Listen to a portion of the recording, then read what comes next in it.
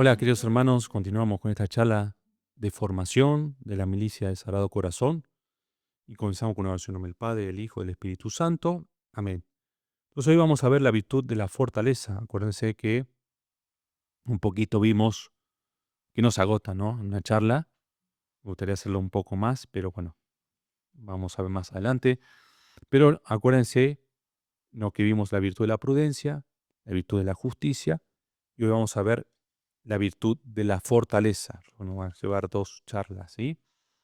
La naturaleza, una virtud cardinal infundida con la gracia santificante que enardece el apetito irascible y la voluntad para que no desistan de conseguir el bien arduo o difícil, ni siquiera por el máximo peligro de la vida corporal.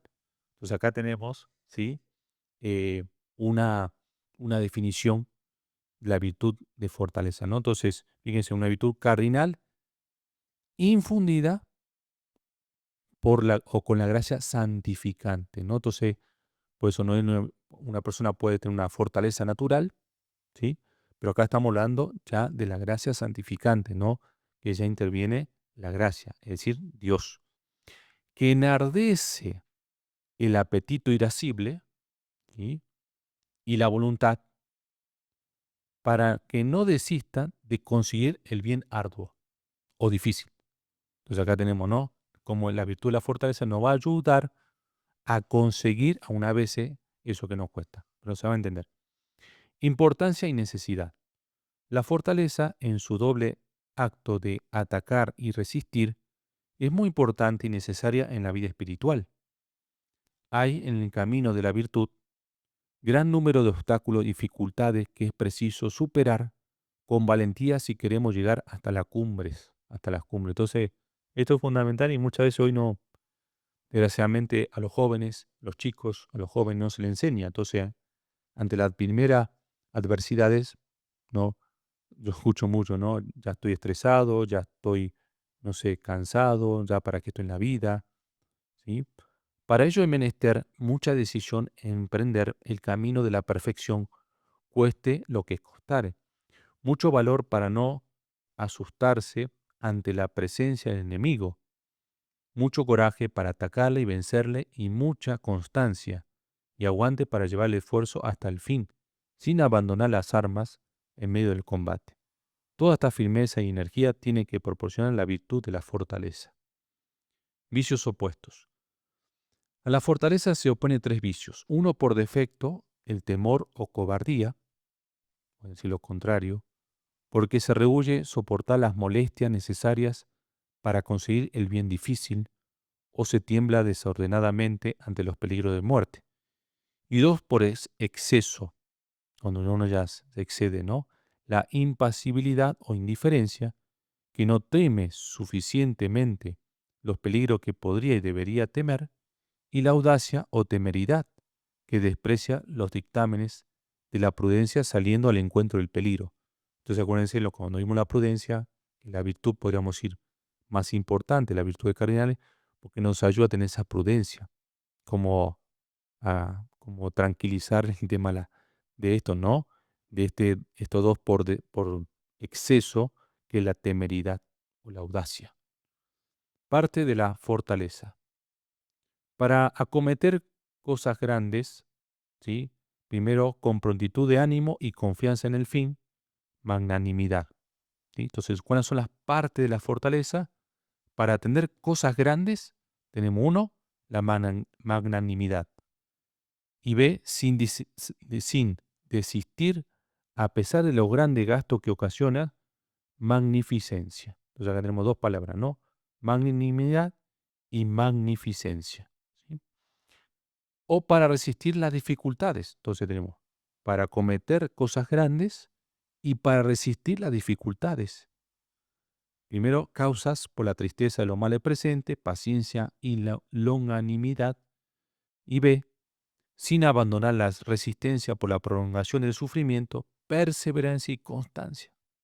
¿No? Entonces acá, puede ser muchos datos, pero nos va a ayudar a entender la vida espiritual. Por ejemplo, un apostolado. O por ejemplo, vamos a poner la vida interior. ¿sí? Voy a Santísimo, hago meditación, hago un mes y ya, ¿no?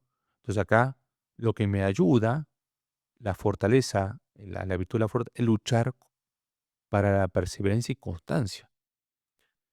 Por eso cuando alguien desiste, ¿no?, de la vida interior, es porque no tuvo fortaleza, ¿sí? La magnanimidad es una virtud que inclina a cometer obras grandes, espléndidas y dignas de honor en todo género de virtudes. Empuja siempre a lo grande, a lo espléndido, a la virtud eminente. Es incompatible con la mediocridad. En este sentido es la corona, ornamento y esplendor de todas las demás virtudes. A la magnanimidad se oponen 4 vicios, 3 por exceso y 1 por defecto. Por exceso se opone directamente la presunción, por eso aún es difícil. Acá viene el tema del amor propio, la soberbia. La presunción, la ambición, la vanagloria, y por defecto se opone la magnanimidad, la pusilanimidad. Entonces, como que son excesos, ¿no? Pues uno por exceso y otro o por defecto o por defecto, ¿no? La pusilanimidad, que es el pecado de los que por excesiva desconfianza en sí mismo o una humildad mal entendida no hace fructificar todos los talentos que de Dios han recibido, lo cual es contrario a la ley natural que obliga a todos los seres a desarrollar su actividad poniendo a contribución todos los medios y energías de que Dios le ha dotado. Entonces acuérdense del talento que el Dios le da, aunque le da de uno, pero tuvo miedo, lo fue a enterrar, ¿sí? El otro, la magnificencia, es la virtud que inclina a emprender obras espléndidas y difíciles de ejecutar sin arredrarse ante la magnitud del trabajo o de los grandes gastos que sea necesario invertir. Entonces acá, pues aún es difícil, por ejemplo, hace un apostolado, es decir, cuando uno lo medita bien, lo va a hacer, empiezan a actuar todo esto, porque uno se dice, no, ¿para qué hacerlo? No, hay mucho trabajo, no lleva muchos gastos, mejor nos quedamos, ¿no?, con lo poquito. Se distingue de la magnanimidad en que ésta tiende a lo grande en cualquier virtud o materia, mientras que la magnificencia se refiere únicamente a las grandes obras factibles, tales como la construcción de templos, hospitales, universidades, monumentos artísticos, etc.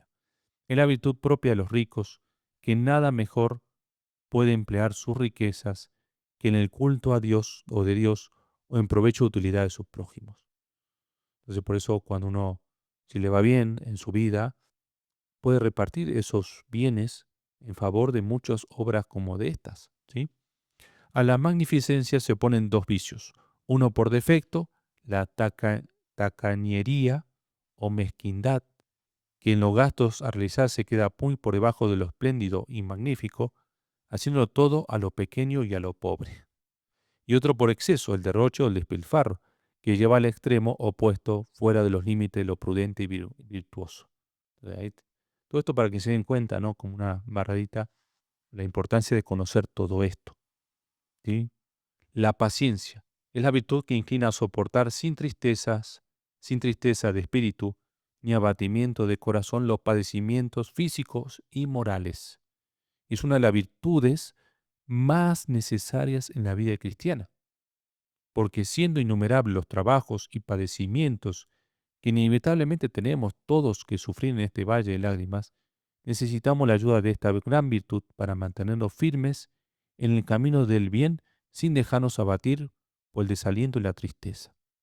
Los principales motivos de la paciencia cristiana son los siguientes. A. La conformidad con la voluntad amorosísima de Dios, que sabe mejor que nosotros lo que nos conviene, y por eso nos envía tribulaciones y dolores. B. El recuerdo de los padecimientos de Jesús y de María, modelos incomparables de paciencia y el sincero deseo de imitarles. C. La necesidad de reparar nuestros pecados por la voluntaria y virtuosa aceptación del sufrimiento en compensación de los placeres ilícitos que nos hemos permitido al cometerlos. Y D. La necesidad de cooperar con Cristo a la aplicación de los frutos de su redención a todas las almas, aportando nuestros dolores unidos a los suyos para completar lo que falta a su pasión. Como dice el apóstol, San Pablo, Colosenses 1:24. Entonces, todo esto con la paciencia, ¿sí? Esta virtud tan importante. Veamos ahora los principales grados que puede distinguirse en la práctica progresiva y cada vez más perfecta de esta virtud. Entonces tenemos la resignación sin quejas ni impaciencia ante las cruces que el Señor nos envía o permite que vengan sobre nosotros. La paz y serenidad, ¿no?, ante esas mismas penas, sin ese tinte de tristeza y melancolía que parece inseparable de la mera resignación. La dulce aceptación en la que empieza a manifestarse la alegría interior ante las cruces que Dios envía para nuestro mayor bien. La locura de la cruz, que prefiere el dolor al placer y pone todas sus delicias en el sufrimiento exterior e interior que nos configura con Cristo. Contra la paciencia pueden señalarse dos vicios opuestos. Uno por defecto, la impaciencia, que se manifiesta al exterior con ira, queja, murmuraciones y otras cosas semejantes. Ahí tenemos, ¿no?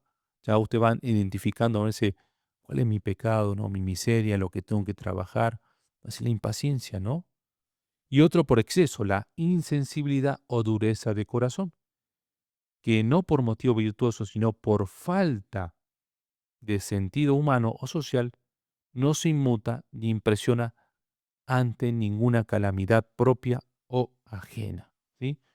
Entonces vamos a parar acá, ¿no?, para seguir en la próxima charla con la virtud de las fortalezas. En nombre del Padre, del Hijo, del Espíritu Santo. Amén.